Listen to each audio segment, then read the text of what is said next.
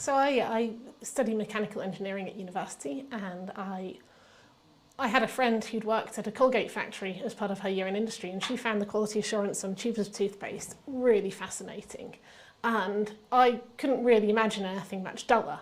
So I thought that, yeah, I was fairly confident I wanted to go into big engineering. And so when I was approaching graduation, I looked around at who did big engineering projects, and defence industry came up, and I ended up getting a job offer from the MOD, who essentially asked which of their toys I'd quite like to play with. And I didn't have any background in maritime, but I wasn't convinced by tanks, and well, everyone goes into aerospace, but this maritime business, that's quite interesting really.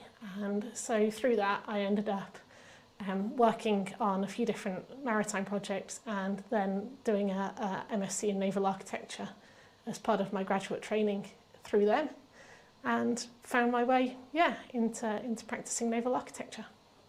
So I joined BMT 12 years ago now, and joined a comparatively large but very friendly department, a very welcoming environment, majority based out of the Bath office at the time, and included a couple of senior managers in the department who are female, so some excellent role models really within the department, both male and female role models, and a really supportive environment with people who are keen to help everybody learn and keen to help everybody perform to the best of their abilities.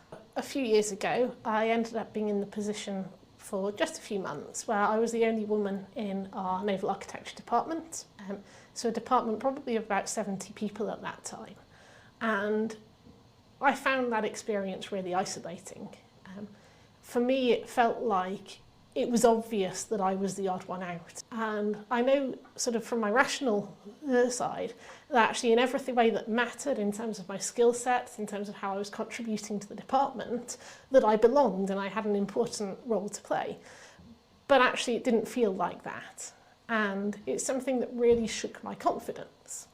And it wasn't very long before we recruited another woman, and actually that's grown a lot since then.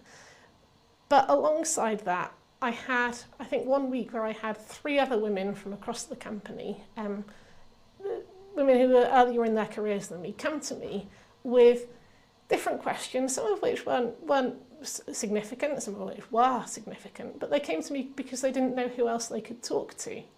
And those two experiences combined really highlighted the need that there was a requirement there for women to both feel included and to feel supported, and to know where they could turn. So out of that, having spoken with a couple of other colleagues, we started what was initially a very informal network. There was about 10 of us from across 3 different departments who would go for coffee once a month and just build those relationships so that we had a place where we felt like we belonged, but also had that support network that we could call on when we wanted to. And from that really we realised that there was, and from engaging with senior managers who were all male, who were keen to understand why we saw a need for this, we realised that there was more that we could get involved in. And some of it was simple things like the challenges of PPE not fitting, and some questions that they just felt they couldn't take to their line managers, either because their managers were busy people or because actually they were struggling to communicate with them. One situation where a relationship had broken down a little bit, and the person involved didn't know where to go with that.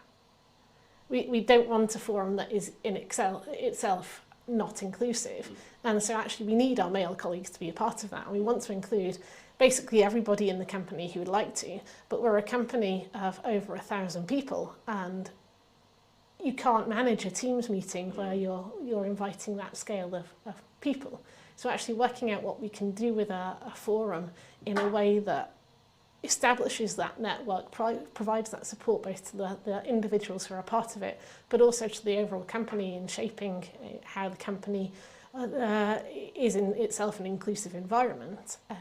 Actually managing that forum is a real challenge. So I think having the male sponsors has always been important for the forum. If nothing else, having someone that we can talk to and feed into was really important, has been really important to demonstrate the value of the organisation.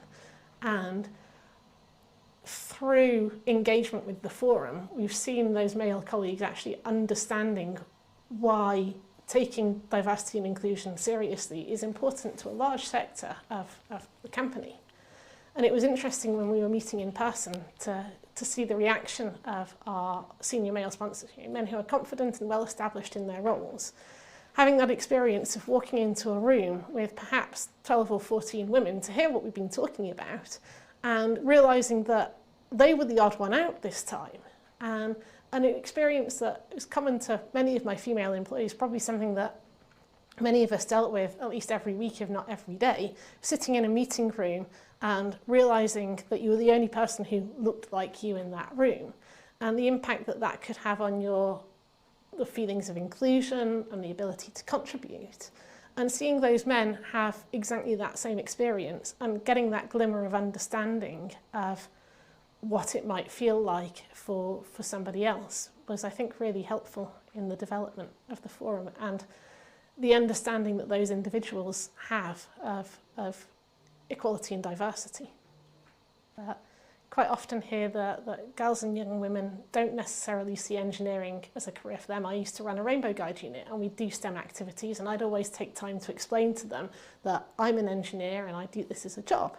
It was always really disheartening because quite often you get a child, 5 and 6 year olds, 5 and 6 year old girls saying to you, but you can't do that because that's a job for daddies. And you wonder where on earth they've got that from at such a young age. And so it concerns me that actually children growing up today might think that. Both boys and girls might have this impression that engineering isn't really for the girls. And so I think advice for a girl or a young woman or whatever who wanted to pursue a career in engineering is, if it's what you want, then you should go for it. And there are some challenges, but my experience has been that in general, there's people around to support you through those challenges. Both men and women, both other engineers, both your broader peer and friendship network, that a career in engineering is really rewarding. And if it's what you want to do, then go for it. And everything else sort of sorts itself out as you do that.